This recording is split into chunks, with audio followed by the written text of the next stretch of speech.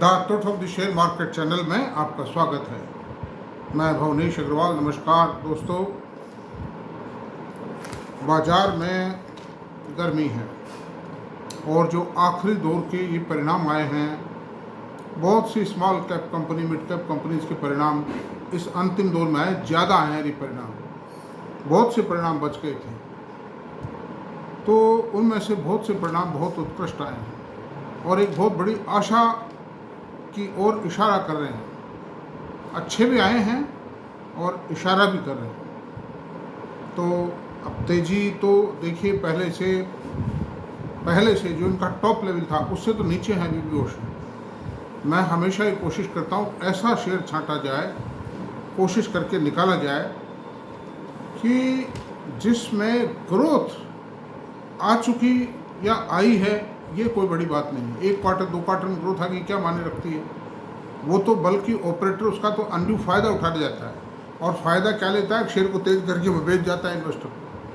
सबसे बड़ी बात देखने की ये है उसमें कि ये ग्रोथ सस्टेन करेगी या नहीं करेगी, या ग्रोथ का अंतिम छोर है।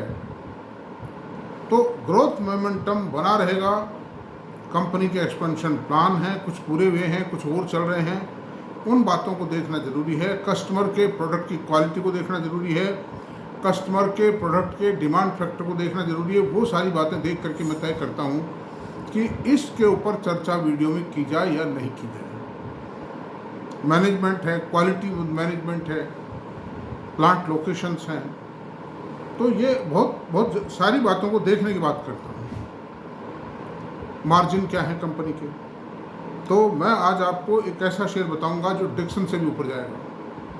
इट इज़ ए फैक्ट, मतलब ये मजाक नहीं कर रहा हूँ आपसे। आई am telling you the fact, और रीजंस बताऊंगा उसके कि डिक्सन से ऊपर क्यों जाएगा वो शेयर। तो दोस्तों चलते हैं। अब हम जिस शेयर पे चर्चा करेंगे वो शेयर, वो company cooler, washing machines, TV, fridge, air conditioners, इस तरह की सब चीज़ें बनाती है जो अंबर एंटरप्राइजेस और डिक्सन बनाते हैं। आई कैन अश्योर यू कि अंबर एंटरप्राइजेस और डिक्सन दोनों से बेटर है शेयर, क्योंकि इसकी ग्रोथ रेट, इनकी जो ग्रोथ रेट है, कंटिन्यूस एक्सपेंशन प्लान है, ज़बरदस्त है। दूसरी बात, इसके मार्जिन बहुत ज़्यादा है। अंबर एंटरप्राइजेस को तो फिर भी मार्जिन ठीक है, डिक्सन की मार्जिन 3% मार्जिन है, और उसी का परिणाम होता है कि वो 14,000 रुपये जाकर के 20,000 रुपये जाके 14,000 पर आ गया। मैं उसकी आलोचना नहीं कर रहा हूँ। That is also a good company, क्योंकि इक्विटी छोटी है, कंपनी मोबाइल फ़ोन्स भी बढ़ा रही है, PLI स्कीम के प्रोजेक्ट भी हैं उनके, तो वो कंपनी बुरी नहीं है। लेकिन इतने थिन मार्जिन है उस कंपनी के कि उसकी वजह से कंपनी की ग्रोथ, जो प्रॉफिटेबिलिटी है और जो अर्निंग पर शेयर ग्रोथ है, उसमें कोई बहुत बड़ा इजाफा नहीं हो पाता है। उसमें फ्लक्चुएशन आते हैं, सीजनल फ्लक्चुएशंस आते हैं। तो आज हम बात करेंगे PG Electroplast share. PG Electroplast के जो प्रोडक्ट हैं वो मैं आपको बता चुका हूँ। वो प्रोडक्ट हैं LED TV, AC, room and split and window AC दोनों, रूम एयर कंडीशनर्स में LED TV, washing machine, air coolers, various plastic solution and consumer and electronics items for automobile and electronics। तो ये बहुत ज़बरदस्त future को indicate करती है, क्योंकि इसकी जो वेराइड प्रोडक्ट रेंज है ये सबसे इम्पोर्टेंट है। और आजकल तो वॉशिंग मशीन ऐसी बन रही हैं जो ईमेल से चलती है। ईमेल सिस्टम इंस्टॉल्ड है उसमें, आर्टिफिशियल इंटेलिजेंस इसे गवर्न है। मतलब वो टीवी तो था ही, TV, washing machine, AC, all now they are being governed by artificial intelligence। और ईमेल सिस्टम, ईमेल का मतलब AI है, इनमें फिट किया है। तो इसकी जो ग्रोथ है वो 100% ग्रोथ है।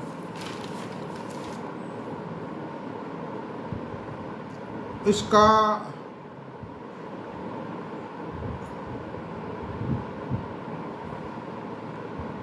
प्रॉफिट क्यों बढ़ा? इस कंपनी ने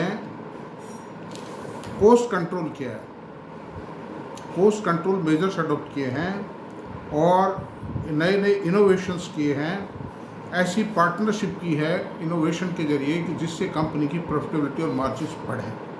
सबसे बड़ी बात यह है cost saving, cost of the product को नीचे लाना, because it is the age of competition. There is a very keen and cut throat competition in the market. जिससे सस्ता मिलेगा वो उसका लेगा माल। ग्राहक वहाँ जाएगा जहाँ सस्ता माल मिलता है, बढ़िया मिलता है, कम दामों में मिलता है, तो उसकी बात है। इसलिए मैं आपसे एक ही बात कहूँगा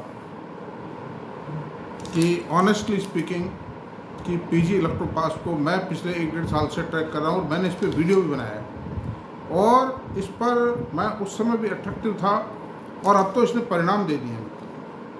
the beautiful the decent results have been resulted.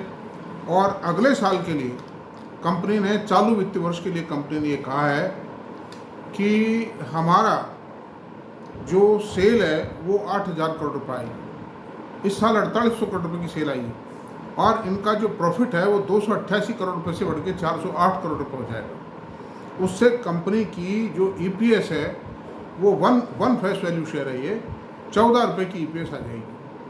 28 crore की इक्विटी है, 14 रुपये की ईपीएस आएगी। इसको अगर डिवाइड करते हैं तो ये पी रेशो 56-57 का बैठता है।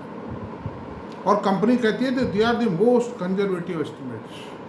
बॉडी लैंग्वेज, वरना कोई भी मैनेजमेंट इस प्रकार की इतनी क्लियर कट गाइडेंस नहीं देता है। मतलब जितनी कोई, मतलब आप 100, 200, 500 अगर रिजल्ट देखोगे, कौन काल देखोगे, उसमें से एक आध देता है। कौन काल में इतना स्पष्ट कमिटमेंट कोई भी मैनेजमेंट नहीं करता है। इन्होंने किया, इनको साफ दिख रहा है। फिर करंट ईयर के अंदर भी 800-900 करोड़ रुपए का कैपेक्स प्लान है। उसका इफेक्ट वित्तीय वर्ष 26-27 में आएगा। अब तक जो किया है इसका तो 25-26 में आएगा। इससे पहले किया था जो पिछले साल में आया। और इस साल जो कैपेक्स 800-900 करोड़ रुपए का करेंगे उसका इम्पैक्ट आएगा वित्तीय वर्ष 26-27 में। तो कंपनी में ये पूरी उम्मीद है ग्रोथ मोमेंटम बना रहेगा। वही बात मैं जो कहता हूँ आपको, मैं वो कंपनी चुनता हूँ जिसमें ग्रोथ मोमेंटम लंबे टाइम कंटिन्यू करे। जब भी पैसा मिलेगा, 1-2 क्वार्टर की ग्रोथ आके रहेगी, कुछ नहीं मिलना है। तो ऐसी सूरत में दोस्तों मेरा आपसे विनम्र निवेदन है कि आपको खरीदने की मेरी कोई रिकमेंडेशन नहीं होती कभी भी। मैं केवल मात्र स्टडीज़ करता हूँ, उनके ऊपर चर्चा कर लेता हूँ वीडियो में, दैट्स ऑल। और किसी भी प्रकार के एश्योरेंस की मेरे से आशा ना करें, किसी भी प्रकार के टारगेट की आशा ना करें। I am giving a very clear cut line as provided by the management, study करके, कंपैरिजन चार्ट बना करके, and I am telling you all this facts. अब इसके जो फाइनेंशियल्स हैं उस पर चर्चा कर लेते हैं। इसका मार्केट कैप 22,782 करोड़ रुपये है। करंट प्राइस 804 करोड़ रुपये है। हाई लो 1055 से 221 तक है। एक साल में आप देखिए 221 रुपये से 1055 तक पहुंचा, अभी 804 रुपये है। पी प्राइस अर्निंग रेशियो 79.2 है, जो कि 40 आ जाएगा। 40 आता है अभी 40 आएगा। 40 नहीं, सॉरी 60 आ जाता है। तो इतनी ग्रोथ जो 100% से जो कंपनी करोगी उसका पी रेशियो 60 ज़्यादा नहीं होता। बुक वैल्यू 99.9 है। डिविडेंड यील्ड 0.02 है। बहुत हाई प्राइस शेयर है, वन फेस वैल्यू का शेयर है। कंपनी ने ग्रो करना शुरू किया, इसलिए डिविडेंड 0.02 ना भी हो डिविडेंड तो भी कोई दिक्कत नहीं। कंपनी शुड ग्रो, हम तो ये चाहते हैं। कैपिटल एप्रिसिएशन आवे तक। ROC 19.4 है, ROE 14.9 है, फेस वैल्यू 1 रुपीज़ है। 5 साल में क्या दिया कंपनी ने? 5 साल पहले कंपनी का 1 रुपये का था। स्प्लिट के बाद में का शेयर को जो स्प्लिट किया है उसके बाद में 1 रुपये आती है इसकी वैल्यू आज के 5 साल पहले, जो अभी 804 रुपये। यानी company has multiplied the investment by 804 time. Big achievement on the part of this company. अब क्वार्टर मार्च 24, मार्च 25 के क्वार्टर रिजल्ट्स को कंपेयर करते हैं। Year on year sales 1321 crore रुपये थी, जो अभी 1910 करोड़ रुपये। There is a clear cut jump in the sale 50%। Net profit 70 से 145, मोर देन डबल, क्योंकि स्केल ऑफ ऑपरेशन बढ़ गया। इकोनॉमी मतलब कोस्ट रिडक्शन किया है कंपनी ने, इसलिए प्रॉफिट डबल से भी ज़्यादा बढ़ गया।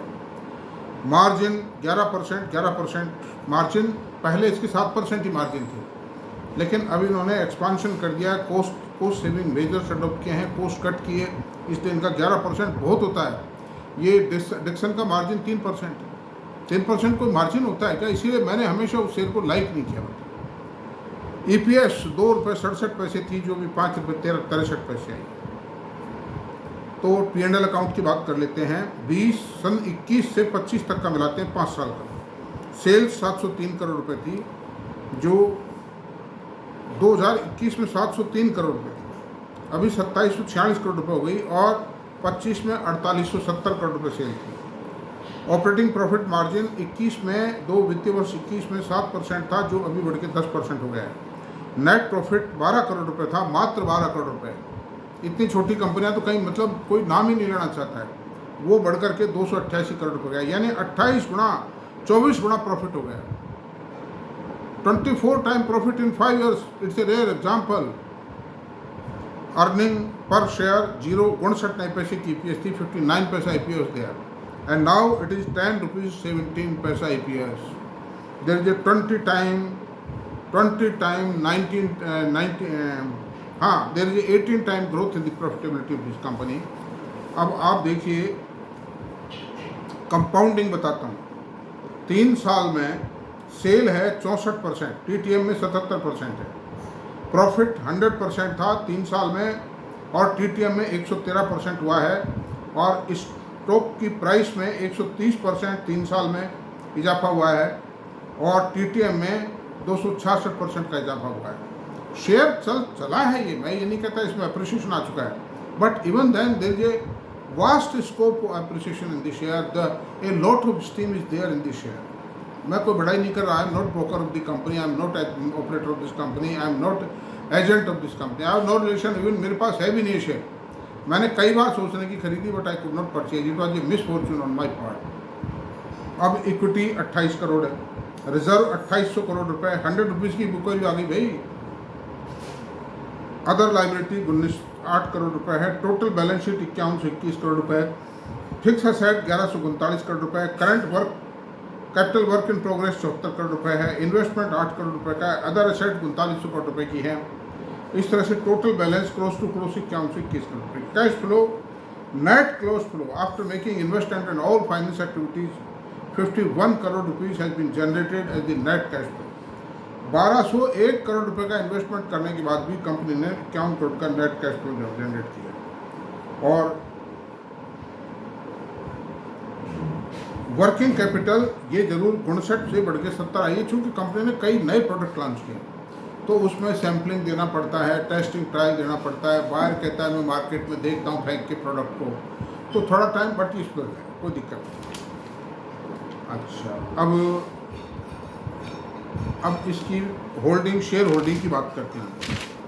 शेयर होल्डिंग है दोस्तों, प्रमोटर 49.37, प्रमोटर की एक ऐसी होल्डिंग है जिसको बेच नहीं सकता, क्योंकि माइनॉरिटी में आ जाता है। माइनॉरिटी में अभी भी है, लेकिन अभी बहुत स्लाइट माइनॉरिटी में, ज़्यादा बेचेगा डीप माइनॉरिटी में आ जाएगा। कोई भी मैनेजमेंट अपनी क्लचेज ढीली नहीं करना चाहता कंपनी पर से। FFI 10.45%, DII 16.17%, 37%, और पब्लिक के पास 23.80% है। दो जो प्रपोर्शन है, और DI और FI दोनों ने खरीदा है शेयर। तो ऐसी सूरत में दोस्तों मैं समझता हूँ I have given enough details on this share, and I से कि ये शेयर आप लोगों के वरदान सिद्ध हो। खरीद की मेरी कोई recommendation. Thank you very much. चर्चा ये समाप्त करते हैं। आपको वीडियो पसंद आए प्लीज़ लाइक करें, शेयर करें, सब्सक्राइब करें। Thank you.